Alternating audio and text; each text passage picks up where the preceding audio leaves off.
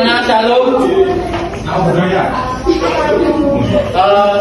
Di sini kelompok kami yang akan mempresentasikan tentang perencanaan sumber daya manusia berdasarkan metode analisis beban kerja atau ABK kesehatan.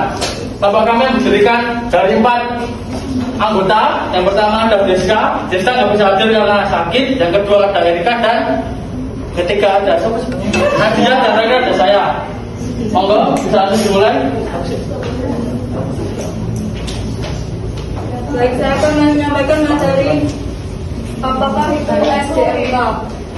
SDMK adalah sumber daya manusia kesehatan, adalah tenaga kesehatan atau termasuk tenaga kesehatan strategis dan tenaga pendukung atau penunjang kesehatan yang terlibat dan bekerja serta mengabdikan dirinya dalam upaya dan manajemen kesehatan atau suatu proses untuk menentukan kebutuhan akan tenaga kerja berdasarkan peramalan, pengembangan, pengimplementasian dan pengontrolan kebutuhan tersebut yang terintegrasi dengan rencana organisasi agar tercipta jumlah pegawai, penempatan pegawai secara tepat dan bermanfaat secara ekonomis.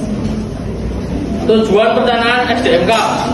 SDMK menghasilkan rencana kebutuhan yang tepat meliputi jenis, jumlah, dan kualifikasi sesuai kebutuhan organisasi berdasarkan metode perencanaan yang sesuai dalam rangka mencapai tujuan pembangunan kesehatan. Sumber daya di unit rekam medis, tenaga rekam medis dan informasi kesehatan, dana yang dibutuhkan untuk kepentingan SDM, kesehatan dan prosedur.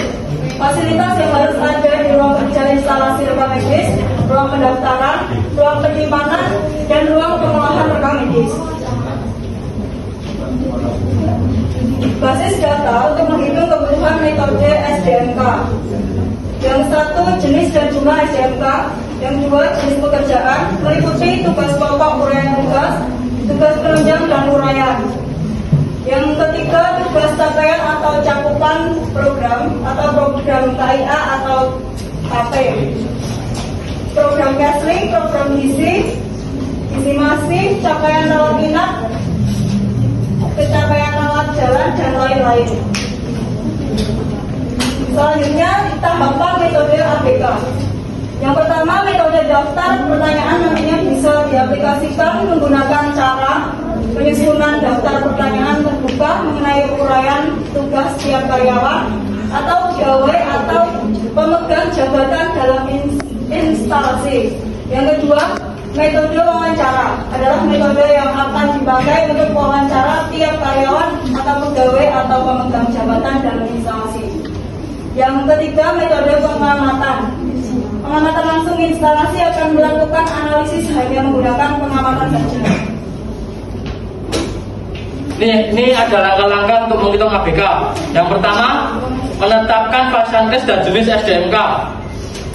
Langkah pertama dalam perencanaan kebutuhan tenaga yaitu menentukan fasilitas kesehatan yang akan dihitung kebutuhan tenaganya dan jenis tenaganya. Contoh, vaskes, rumah sakit, puskesmas, klinik, balai kesehatan. Jenis SDMK, tenaga perekam medis dan informasi kesehatan atau PMIK. Unit atau bagian TPP, assembling, statistik, dan pelaporan, analisis, coding, indexing, filing. Yang kedua, menetapkan waktu kerja tersedia atau WKT adalah waktu yang dipergunakan oleh SDMK untuk melaksanakan tugas dan kegiatannya dalam kurun waktu 1 tahun. Ini rumus WKT itu seperti ini ya. Waktu kerja tersedia sama dengan A dikurangi dalam kurung B plus C plus D plus E tutup kurung dalam kurung lagi kali F. Ini bisa teman-teman lihat ada keterangan untuk A, B, C sampai F-nya. Dan di samping itu juga ada contoh kasus yang dibahas.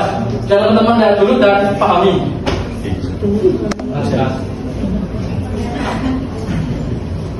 Dan ketiga, menetapkan komponen beban kerja dan norma waktu. Komponen beban kerja adalah jenis tugas dan uraian tugas yang secara nyata dilaksanakan oleh SDMK tertentu sesuai dengan tugas pokok dan fungsi yang telah ditetapkan. Norma waktu adalah rata-rata waktu yang dibutuhkan oleh seorang SDMK yang terdidik, terampil, terlatih, dan berdedikasi untuk melaksanakan suatu kegiatan secara normal sesuai dengan standar pelayanan yang berlaku di Fasankes bersangkutan. Contoh kasus, teman-teman lihat ya, atau kan saya sudah mengirim PPT di grup, teman-teman lihat di HP teman-teman masing-masing kalau nggak jelas. Dan keempat, menghitung standar beban kerja atau SBK.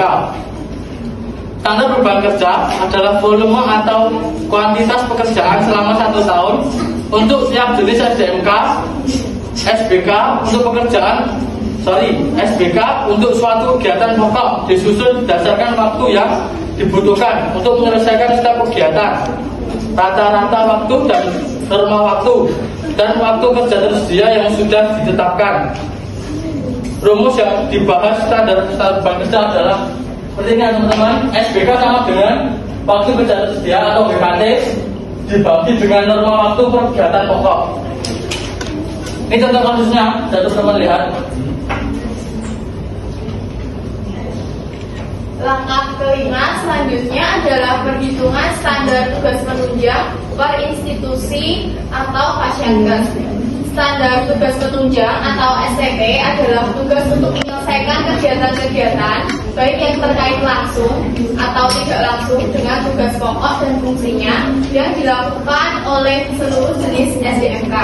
Faktor tugas penunjang adalah proporsi waktu yang digunakan untuk menyelesaikan setiap kegiatan per satuan waktu atau per hari atau per minggu atau per bulan atau per semester. Langkah perhitungannya 1. Waktu kegiatan itu rata-rata waktu dikali 264 hari bila satuan per hari, rata-rata waktu 52 minggu bila satuan per minggu, rata-rata waktu dikali 12 bulan bila satuan per bulan. Itu contoh kasusnya.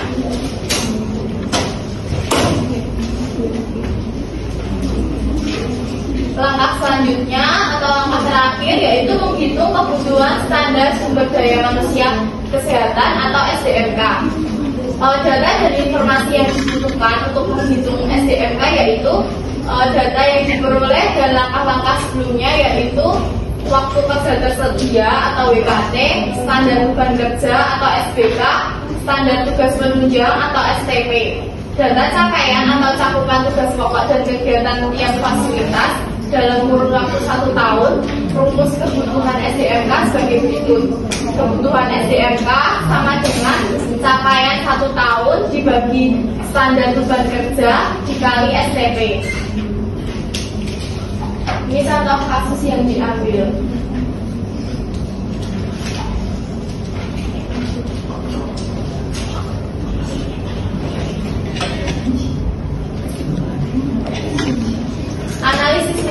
Kesimpulannya, analisis beban kerja dan kebutuhan sumber daya manusia petugas reka medis bagian pendaftaran di Puskesmas Sambirejo Sragen pada materi perencanaan SDM berdasarkan metode analisis beban kerja kesehatan. Kami mengambil contoh kasus yang ada pada Puskesmas Sambirejo Sragen. Desain penelitian yang digunakan yaitu deskriptif dengan menggunakan pendekatan proseksional. Responden dalam penelitian yaitu petugas bagian pendaftaran Puskesmas Sambirejo Sragen yang berjumlah 1 orang. Berdasarkan hasil perhitungan analisis beban kerja, jumlah tenaga reka medis bagian pendaftaran di Puskesmas Sambirejo Kabupaten Sragen kurang.